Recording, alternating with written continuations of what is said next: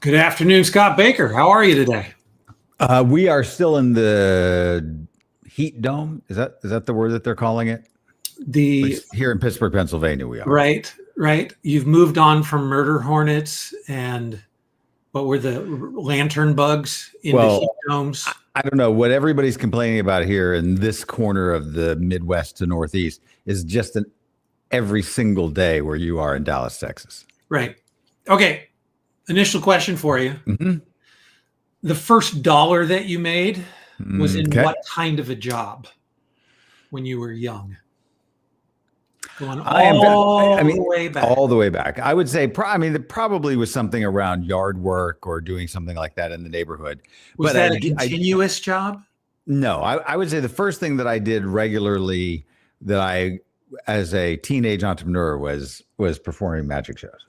Right. Yeah. Okay. So, and prior to that entrepreneurship that you developed, being a teenage magician, which by the way, your presentational chops only expanded from the vision of who you were then.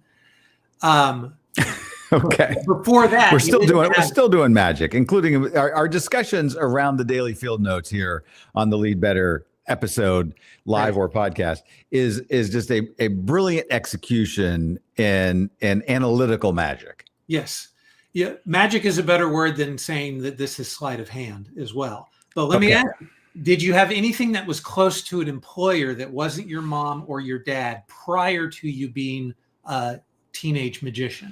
No, I don't think so. And I didn't have a regular teenage job because I was doing lots of different projects and my parents never required me to have a job. And I'm sure there's a point to where we're going with this, but it wasn't until college where I had regular paid summer gigs. Yes. And I did some of those at places in DC. But the first thing that would be independent of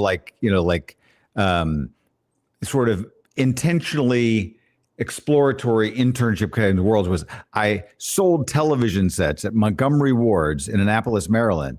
And I used to joke that even later when I went into television as a television news anchor, that for a long time I made more money selling television sets than I did appearing on television sets. Oh, interesting. Yeah. So I'm sure there's lots of things that you can take from your sales experience, you selling yourself and selling TVs, that feel like they're very formative experiences. Like in many ways, making you the person you are today. Absolutely. So that when we think about investing in a library of experiences, because at some point, as we discussed today, that's today's field note, right? We're going to brainstorm, and there's a list of brainstorms in the field note today as well. But this concept of like creating a library of experiences for yourself is something that we already do as parents. I think most parents do it, right? The fact that we haven't think so, yeah. this into our organizations is something that I wonder why we haven't come to this idea sooner. Because most of us as parents have this list of experiences that are in our background. They were formative. And when we come to our own kids and we want them to learn certain aspects, learn certain character traits, we have the tendency to want to put them into these same kind of experiences that we had as well. So for many young people, it's yard work and, getting that first lawnmower and having the opportunity to have some kind of entrepreneurial experience. And the easiest business you could buy is a packet of lemonade, right? Right. Because you're going to borrow the table, but buying that packet of lemonade is the very first business that a lot of people kind of envision. And if you've done it as a kid, it absolutely is something that you want as an experience for your young kids to be able to have. Because you start to be like, you see a packet that costs $1 can be turned into 50 cups, and those potentially could bring you $25. So you start to see how the exponential works. So think of it this way, and you're right, that probably the things we do as parents aren't thought about in most organizations. But if you were saying, how do we develop talent, whether that's in your company, in your nonprofit, on your athletic team, you are often there's three main things, which is best practices, assessments, and experiences. And so a lot of times we're looking and thinking around best practices, what actually needs to be done in the organization or around the house or whatever that is. And we might be assessing for talent and saying, here's where you are. We'd like to see more of this. You need a better skill set here. But this idea, and we have an implied mentorship feeling that happens in a lot of organizations, although it's harder and harder now that we actually have hybrid workplaces and work from home and remote and all the rest of it. So the idea of not just having, we're going to send people to a leadership development weekend, that's not the same thing as having leaders in our organization. We try to put them through their paces in these sort of 10 areas where it's kind of hands-on, or it's a baptism by fire, or whatever that scenario is. And it's the experience that actually builds them into the leader that they intend to become, and probably not enough thought. Thus, that's why the idea of investing in a library of experiences is so important. Right. And now those three that you mentioned, best practices, assessment, and then experience, the best practice one is something that most leaders engage with, because oftentimes it's part of just your introduction to the job, your introduction to the role. The first thing that you're taught oftentimes, especially if you've not had any experience prior, is just to learn those best practices, right? Whether it's a cash register that you're learning, or stocking something, or running a marketing campaign, like all the way up down the line. Those best practices aren't thought of as leadership development oftentimes. Oftentimes they're just thought of job training, right? So these other two, assessment and experiences, are ones that oftentimes people don't even start to engage with until they're kind of tapped as, oh, you've got leadership potential. Right. Were you given an assessment for any reason prior to you being identified as a leader? I mean, I've taken plenty of those assessments before, but I think every single time I've taken one, it was with the idea of like, we're evaluating your leadership potential. That you in an organization were given an assessment like that. Yeah. And sometimes it wasn't like a job, but it's just like the reason those assessments come out, it's like, we want you to understand how to communicate better, but it's always in the context of, you're going to be a leader. You're going to be a leader in this organization. Assessment and training kind of went hand in hand. Yeah, I think the field note makes a valid point around assessments, which is these are building blocks of awareness, right? If you've been in your organization, maybe you were sent to a leadership development program, or you've been working with a coach. Even in our organization, we actually make the assessment part. It's not that we're evaluating you as a leader, but we're developing you as a leader. And so in the development process, if we run a 360 and we kind of say, well, there's some weak points here that we're going to work on, or you're really good here, but you could be world class. Here's where we're going to get to. We're building that awareness into where we're going. Right. And I do think that that's important. And so I think in that stage, though, when we say, well, what are best practices? There's nothing beyond, like, I can tell you, like, even when we started to do Substack live streaming recently, I said to a Substack, person that I was dealing with and getting started on this, I know Substack Live is a fairly recent endeavor. We've been on Substack for 4 years. We've had 36 million views of our field notes across that time, but that doesn't mean we know anything about how to do live. Even though I've been doing live things on the internet since 2006, 2007, hours a day. Like, you have a lot of things under your belt, but that doesn't mean you know how to do this. So one of my very first questions are, what are the best practices? Now, they have a sheet on Substack that tells you, but I was like, tell me what you're hearing. Like, so I'm looking for that. But I can get best practices.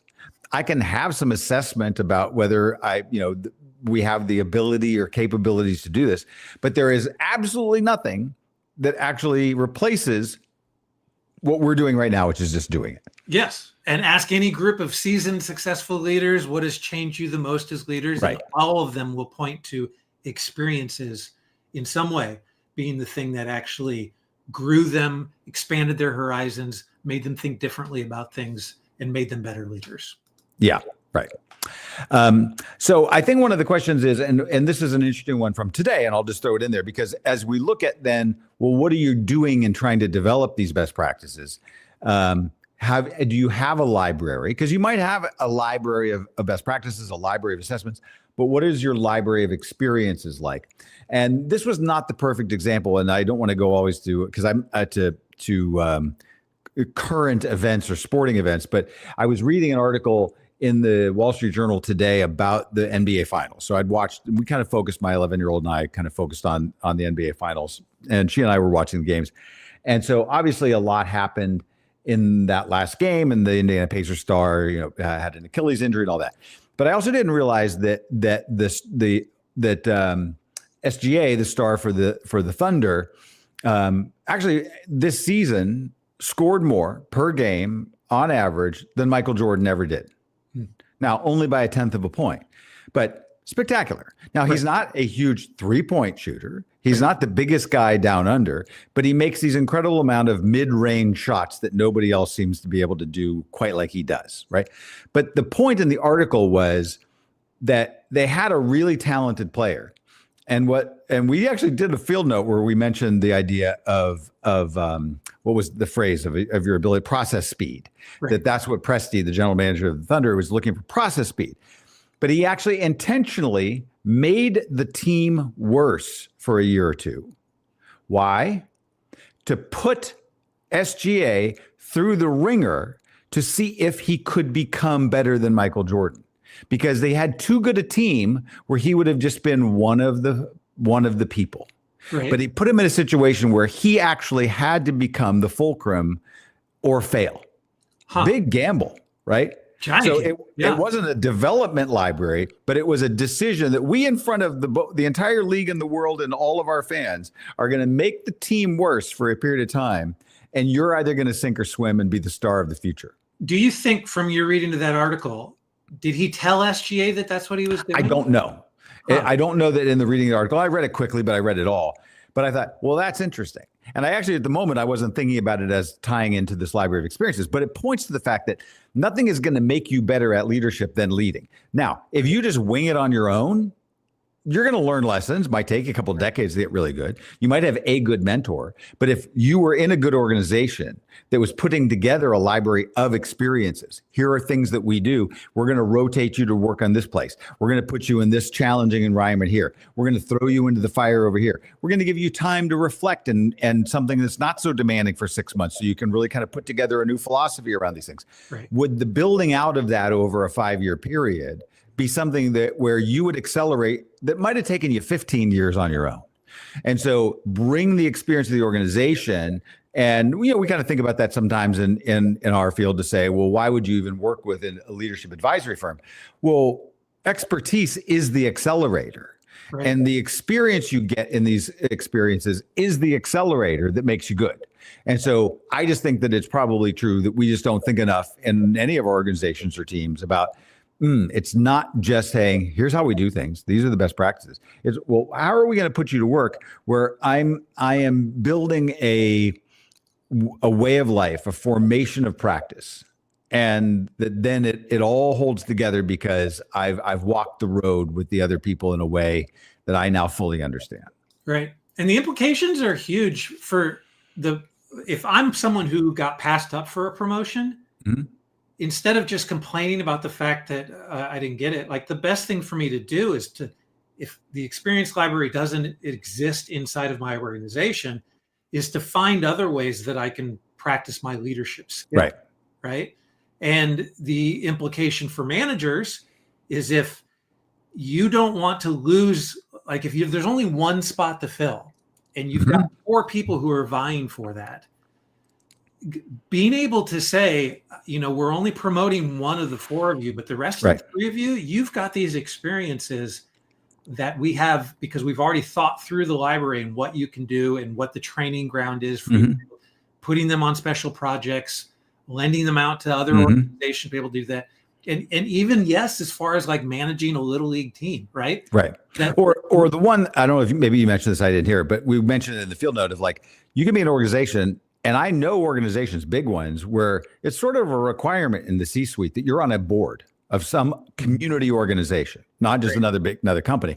You're on the board of the History Museum, or you're on the board of this outreach program, or whatever it is.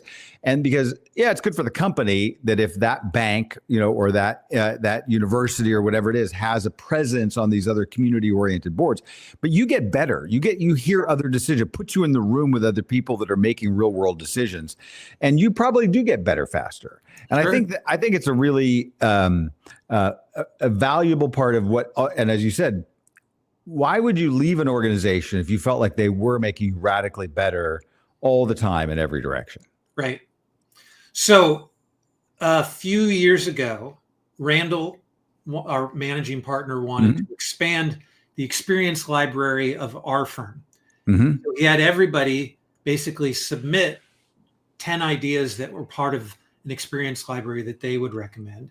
And we compiled that from the, close to 100 people that are in our firm at the time. So do you remember what a couple of the strongest recommendations that you made on the experience? I do not. Yeah, so I'll have to go back to my notes. I probably have them, but I don't remember off the top of my head. But you do.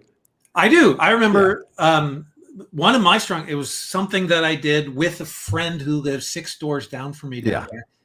He and I spent 2 years where we got control of the local newspaper. You did, yes. The community that we're here is only about 20,000 people, and it's just a small. But we thought this would be a fun project. Number one, it helps us to connect with the community. It gave us a few things to, but it was such a valuable experience for us to plug in a non-political way, how to kind of engage with the leadership of the community. And it was super valuable. And once we were done with that experiment, it made me think there's no reason that anybody couldn't do something like this. You could create a newspaper for your neighborhood in such a way where you get the opportunity to talk to your city manager. You get nothing like that. To interface with, your chief of police and your firefighters. And you could do that writing, and don't soft pedal it. You don't have to call it just a little newsletter, right? Call it your newspaper, call it your community newspaper, right? And actually start the thing. And not for this. And I kind of think of it as like, don't think of it as a side gig, because you probably won't make a whole lot of money. You might even lose a little bit of money, but the experiences that you gain from it are just completely invaluable. So that went right to the top of my list when I was asked, like, how do I contribute to the experience library? Dynamite. Well, we're over time. Oh, sure we are. Oh, okay. That went really fast. Okay, normally we're just at 15 minutes, but we keep these to 15 minutes. Over time, maybe we'll expand it to 20 and talk about something other than just the field note. But for right now, that's what. Do you know what we're going to talk about tomorrow? I haven't seen the prelude to it. Have you seen it? I was kind of counting on you. No. One of the fun things about our field notes is we write them almost in real time. Our founding partner writes most of them, and you might think they do a daily field note. They've done this. They've done 1,400 of them. No. They probably have this down to a science. It's like this is gritty. This is like sometimes we're working on it the night before it goes out, and like last night I think I got it to you guys at like 9:30 after editing and all the rest of it. So and that's the way we like to do it. We don't engage AI with it in any way as well. So all right, thank you, Mikey. All right, thank you. Talk to